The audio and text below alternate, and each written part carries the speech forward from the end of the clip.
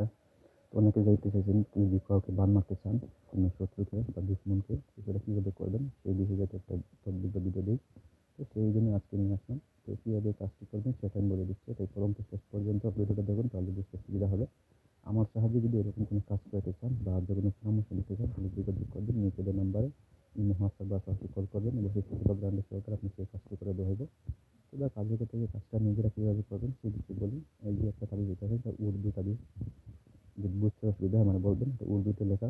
তো এই তাবিজটা লিখবেন হচ্ছে গিয়ে, যদি পারেন তাহলে ওই দুশমন বা শত্রু কাছে ভিতরে লিখবেন। অথবা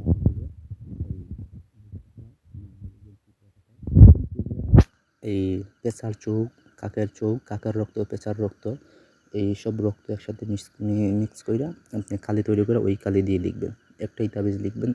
মঙ্গলবার গভীর রাত ৩টার সময় আপনি তাবিজটা লিখবেন হচ্ছে গিয়ে নদীর ধার অথবা শ্মশান ঘাটের পাশে বসবেন।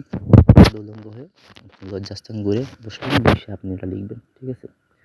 তো লেখা হয়ে গেলে তাবিজের ঠিক নিচে অথবা উল্টা সাইডে দিবেন হচ্ছে গিয়ে শত্রুর নাম, শত্রুর বাবার নাম, মায়ের নাম, সুন্দর করে সবগুলা দিবেন, দিয়ে আপনারা লিখবেন।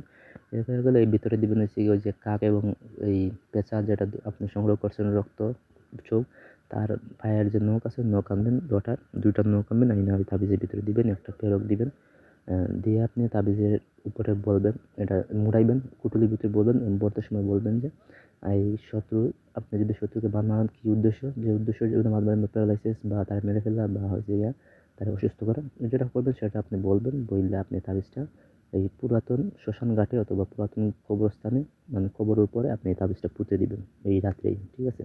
তাহলে দেখবেন যে 3 দিনের ভিতরে আপনার সেই শত্রু যেই আশা নিয়ে আপনি কাজটি করবেন খাস নিয়তে, সেই আশাটা আপনার পূর্ণ হয়ে যাবে। ঠিক আছে? কাজটি করার আগে অবশ্যই নিজের শরীরটা বন্ধ রাখবেন, আমাদের কাছ থেকে অনুমতি নেবেন, নিয়ে তারপর কাজ করবেন। বা যে কোনো পরামর্শের জন্য যোগাযোগ করতে পারেন। ধন্যবাদ।